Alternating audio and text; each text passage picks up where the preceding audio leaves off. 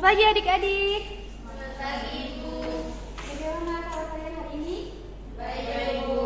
Kebetulan semua baik. Nah, sebelum kita mulai pembelajaran kita hari ini, Ibu minta satu orang memimpin kita dalam doa.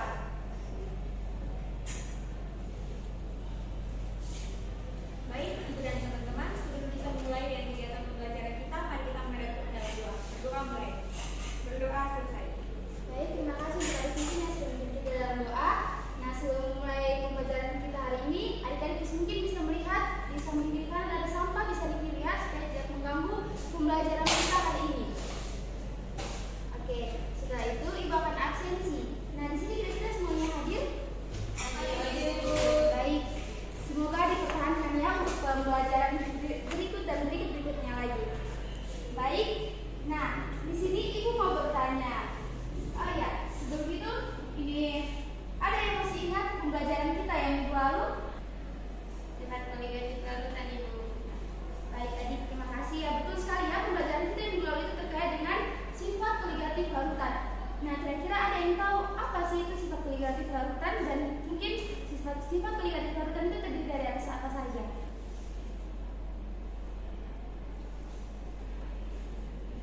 Sifat koligatif larutan adalah sifat larutan yang hanya bergantung pada jumlah partikel zat terlarut, bukan pada jenis dan ukuran zat terlarut. Sifat koligatif larutan terdiri dari penurunan tekanan uap, kenaikan titik didih, penurunan titik beku, dan tekanan osmotik. Sekian Ibu. Ya, benar sekali. Berikan aplaus untuk adik Rias. Oke, jadi betul ya, sifat koligatif larutan itu adalah sifat larutan yang hanya bergantung pada jumlah partikel zat yang terlarut. Nah, dalam sifat koligatif larutan itu terdiri atas empat. Yang pertama adalah penurunan tekanan uap, yang kedua kenaikan titik didih, dan yang ketiga penurunan titik beku, dan yang keempat yaitu tekanan osmotik. Ya, karena kalian masih ingat pembelajaran kita yang lalu, kita akan melanjutkan pada pembelajaran kita hari ini terkait dengan sistem koloid. Sistem koloid.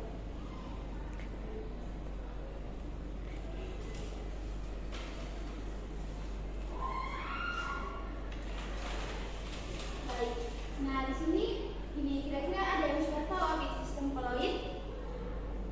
Belum ada yang tahu kan? Ibu. Dan sini Ibu akan menunjukkan ini video untuk kalian dapat mungkin bisa lebih memahaminya lagi.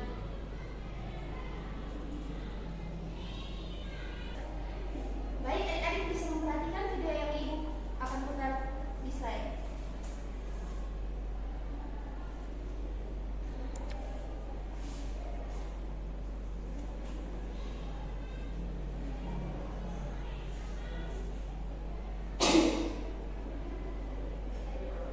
Oke, setelah menonton video yang telah Ibu tampilkan ini, nah dalam video ini muncul pertanyaan bahwa kenapa sih ini ketika kulit kita terkena asap dan terkena kabut itu dia punya rasa berbeda? Kira-kira ada yang tahu tidak? Tahu Ibu. Ada yang tahu? Ya. Nah, dalam video ini itu termasuk dalam jenis koloid. Kenapa terasa berbeda? Karena dalam ketika kulit kita terkena asap itu dia termasuk dalam ini bentuk jenis yang berbeda dengan ketika kita terkena dengan kabut. Nah, untuk lebih memahami terkait jenis koloid itu, Ibu akan membuka penjelasannya dengan menjelaskan beberapa sedikit dari materi ini. Nah, di sini ini kita akan belajar tentang sistem koloid dengan tujuan pembelajaran yaitu yang pertama, peserta didik dapat membedakan perbedaan larutan, suspensi, dan juga koloid. Dan juga yang kedua, peserta didik dapat mengklasifikasikan jenis-jenis koloid berdasarkan fase terdispersi dan juga fase pendispersi dengan benar. Untuk memahaminya, Ibu akan membagikan kalian dalam bentuk dua kelompok. Untuk kelompok pertama itu untuk adik Vivin dan juga teman-temannya, dan kelompok dua untuk adik Putri dan temannya. Dalam LKPD itu ada terdapat praktikum sederhana yang sudah digantikan dan Ibu minta kalian untuk maju ke depan untuk kita melakukan praktikum sederhana. Baik, kalian bisa memperhatikan LKPD yang ada. Di situ ada terdapat kegiatan yang kedua kegiatan pembelajaran. Nah, kita akan melakukan ke pembelajaran yang pertama dulu ya.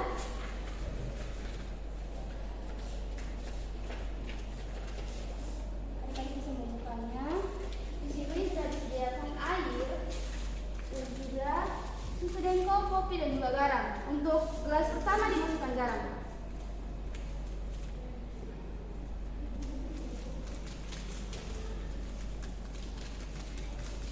Gelas kedua dimasukkan kopi dan gelas ketiga dimasukkan susu. Kalian amati perbedaan dari ketiga gelas ini ya. Di sini kita akan tahu bahwa perbedaan antara larutan, koloid dan juga suspensi.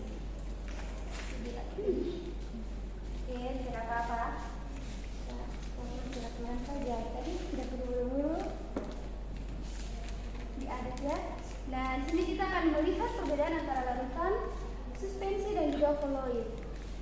Sini terlihat jelas bahwa ini larut kan? Ya, dia termasuk dalam bentuk apa? Kalian bisa diskusikan sebentar. Nah, di sini Tidak larut. iya. Tadi di sini perhatikan bahwa pada kelas 1 dia terlarut kan? Larut Ibu. Ya, jadi dia termasuk apa? Nanti kalian diskusikan. Dan ini Tidak larut. tidak larut. Kalian diskusikan dia termasuk dalam bentuk jenis apa? Ini Larut. Baik. Selanjutnya kita masuk pada kegiatan yang kedua. Ada yang bisa melihatnya dan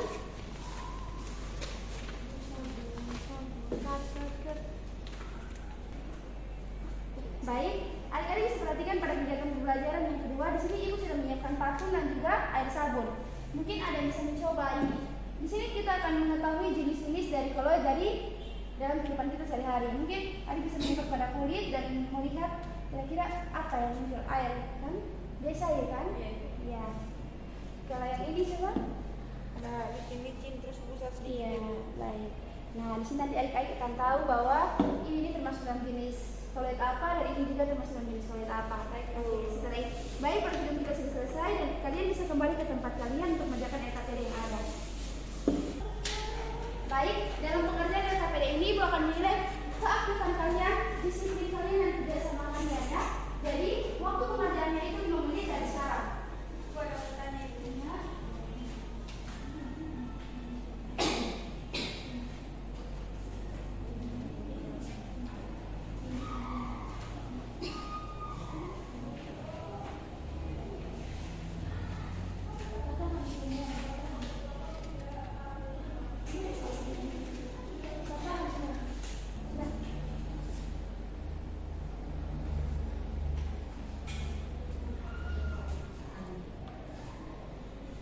Oke, baik karena waktu pekerjaan ini sudah selesai, ibu minta dari kelompok 1 untuk mempresentasikan hasil kerja kelompok kalian ya. Untuk kelompok 1 silakan.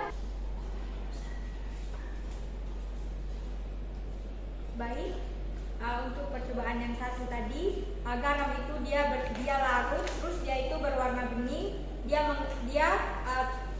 tidak mengendap dan dia bersifat stabil. Sedangkan pada susu larut juga, dia berwarna keruh, terus dia tidak mengendap dan bersifat stabil. Sedangkan pada kopi, dia tidak larut, berwarna keruh, terdapat banyak endapan dan dia bersifat tidak stabil.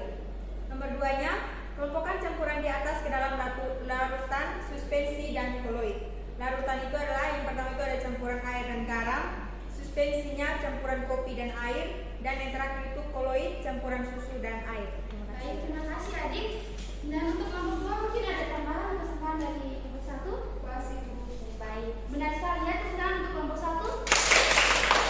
Ya, jadi benar. Perbedaan antara suspensi, larutan, dan koloid itu kita lihat dari ukuran partikelnya ya. Kalau larutan itu dia partikelnya tidak dapat dibedakan. Jadi dia tuh pas dicampurkan itu dia langsung larut. Jadi bahkan kalau kita menggunakan mikroskop ultra itu pun kita bisa membedakan antara larutan yang satu, zat yang satu dan zat yang satu. Dan dia itu bersifat homogen. Selanjutnya itu koloid itu adalah campuran heterogen yang terbentuk dari suatu zat yang tersebar ke dalam zat lainnya. Dan sedangkan suspensi itu adalah campuran heterogen yang baik. Untuk perbedaan larutan, koloid dan suspensi adik-adik bisa melihat pada slide yang dibagikan ini. Kalau larutan itu bersifat homogen, kalau koloid itu heterogen dan juga suspensi itu bersifat heterogen. Yang membedakan itu adalah pada ukuran partikelnya saja ya. Ini mungkin adik-adik bisa lihat gambarnya, perbedaannya di sini. Baik, selanjutnya kita masuk pada kegiatan pembelajaran yang kedua. Untuk kelompok 2 silakan mempresentasikan. Baik Ibu, kami dari kelompok